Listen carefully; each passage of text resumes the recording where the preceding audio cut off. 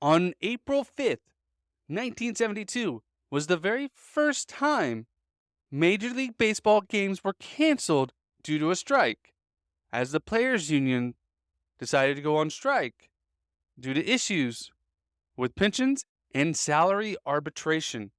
This was the first player strike in North American professional sports history and truly changed sports forever. Here's the story behind the very first professional athlete strike today on Daily Sports History.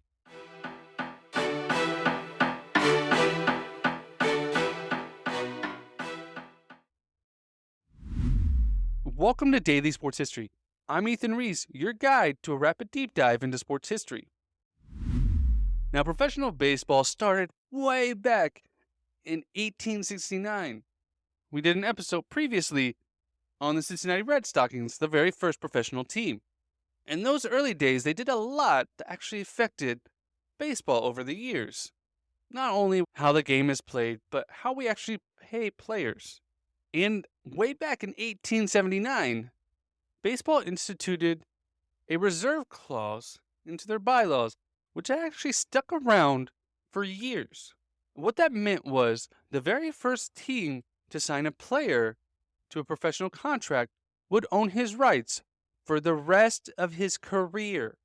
They could trade him anytime, cut him anytime, and decide exactly what to pay him, and the player's only recourse, the only way to fight back, was to quit. And by 1972, the players had had enough. Enter a man named Marvin Miller, who forever changed the game, even though you may have never heard his name. He was pivotal in organizing the very first union for Major League Baseball, and negotiated 4 years earlier, in 1968, the very first collective bargaining agreement, which gave minimum salaries to baseball players of at least $6,000, which was huge at the time, which is roughly $51,000 today, giving them a basic living salary for even the lowest paid player. But Marvin wasn't done, especially the players, as there was always issues with this reserve player rights, and players couldn't really negotiate for higher contracts. Now they had a base salary, but what about if they wanted more, if they were stars? There was a story back in 1957 where Mickey Mantle was having one of his best years of his career. He hit over 365 that year and won the Most Valuable Player award. And despite all this, his salary was actually cut by $5,000, despite being the best player in the league. And that's not the only time. And stories like this were very common, as there was nothing they could do. And many players who weren't stars even had to work in the off-season, taking part-time jobs as clerks or teachers. So the players wanted to do something, especially after Marvin Miller found out during the off-season that the pension they had set up for players after they retired had a surplus of over $800,000. And they simply asked them to release the funds to the pension, and the owners would not budge. So when they had their player representation meetings for the union, they all voted 45-0 to strike, making it the first time a professional league has striked. And on April 5th, 1972 was the first time games were missed due to strike.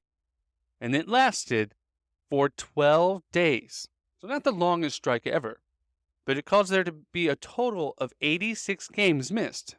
And the owners wanted the players to make up these games, but they wouldn't agree to pay for the games, so the players wouldn't do it. So that year, you had teams playing a different amount of games, roughly between 153 and 155 games that year, instead of the customary 162, and caused some interesting standings at the end of the season. And after missing multiple games, the owners finally caved on April 13th, and they allowed for $500,000 of that surplus in the pension to go into to help the pension players out, and agreed to arbitration, meaning players could negotiate their contracts, which was a huge step forward. At the time, the top salary in baseball was about $100,000. With inflation, that's still not over $1 million. Within 15 years, though, that number had jumped to $12 million and continued to grow every single year. But the main reason it continued to grow was because the sport continued to grow and the popularity of the athletes continued to grow. The players were standing up for how much they were valued and how much the team should value them. And that was the main reason for the strike, for the players to be able to argue their value. And with many of the teams being worth more than $1 billion today, it's hard to argue the value wasn't worth it.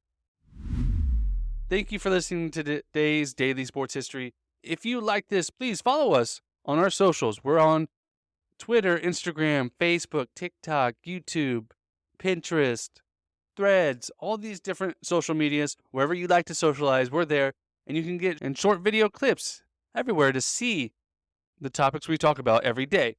And come back tomorrow for more Daily Sports History.